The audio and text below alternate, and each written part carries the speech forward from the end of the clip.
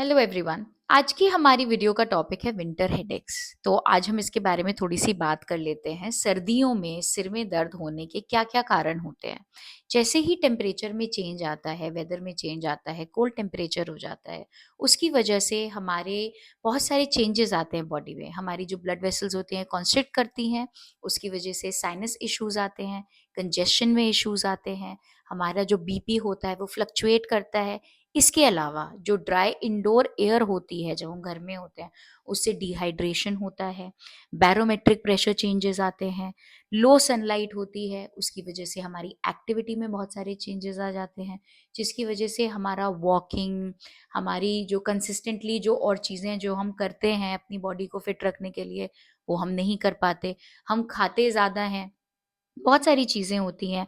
Plus हम जो heavy और वार्म क्लोथिंग पहनते हैं, उसकी वजह से जो एक सर्वाइकल स्टिफनेस या टेंशन आती है, उसकी वजह से भी सिर में दर्द होते हैं। तो कई कारण हो सकते हैं जिससे सर्दियों में हमारे पेशेंट सिर के दर्द की कंप्लेन करते हैं। उसमें हम उनकी मदद कैसे कर सकते हैं? पहले तो कुछ चीज़ें जो हम उन्हें समझा सकते हैं कि आप खूब पानी पीजिए, जितना आप हाइड्रेटेड रहेंगे उतना अच्छा होगा। अब अगर आपको पानी की प्यास कम लगती है तो आप फ्रूट्स खूब खाइए, आप सूप्स खूब पीजिए, आप जूसेस लीजिए।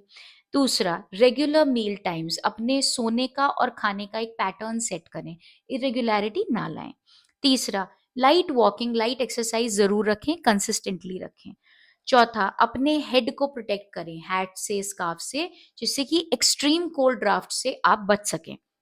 पांचवा, अपना सारा वर्क स्लीप बैलेंस आप जरूर मेंटेन करके रखें, जिससे कि कोई भी चीज में ऊपर नीचे नहीं होगा और आपका स्ट्रेस लेवल भी ऊपर नीचे नहीं होगा, तो आपको सिर में दर्द की शिकायत कम रहेगी। अब हम कुछ 3-4 मेडिसिन ऐसी डिस्कस करते हैं जो अगर आपके ओपीडी में पेशेंट्स आए तो आप उन्हें पहचान सकें और उन्हें उनके सर के दर्द से निजात दिला सकें। तो सबसे पहली दवाई है डल्का मारा, जो हम जानते हैं चिली पेशेंट्स होते हैं, कोल्ड डैम्प वेदर में दिक्कत आती है। ज्यादा दिक्कत कब आती है? अगर ये ठंडी जमीन पर बैठ जाएं तो। अब आप इनके दर्द को कैसे पहचानेंगे? सबसे पहला, ऑक्सीपुट में कोल्डनेस होती है, एनलार्ज सेंसेशन है, हेवीनेस हो जाती है हेड में, ऑक्सीपुट में एक हल्का सा कोल्ड लेने के बाद भी। और आराम कैसे मिलता है?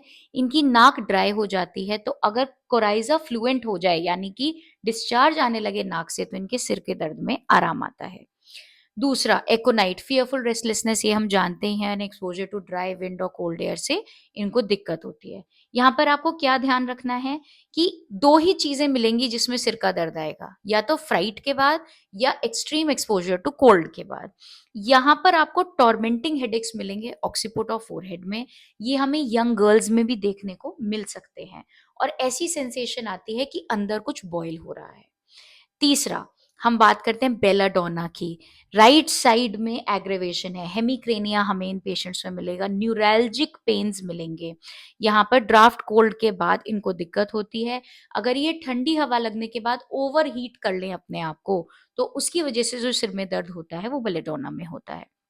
Sudden change of temperature, throbbing, pulsating, hammering headache, maddening, intolerable pain होता है, और सर हमेशा आपको गर्म मिलेगा, हाथ पैर आपको ठंडे मिलेंगे, और इतना दर्द होता है कि पेशेंट अपना सर पिलो में दे देता है या दीवार में मारने की कोशिश करता है, इतना भयानक दर्द होता है।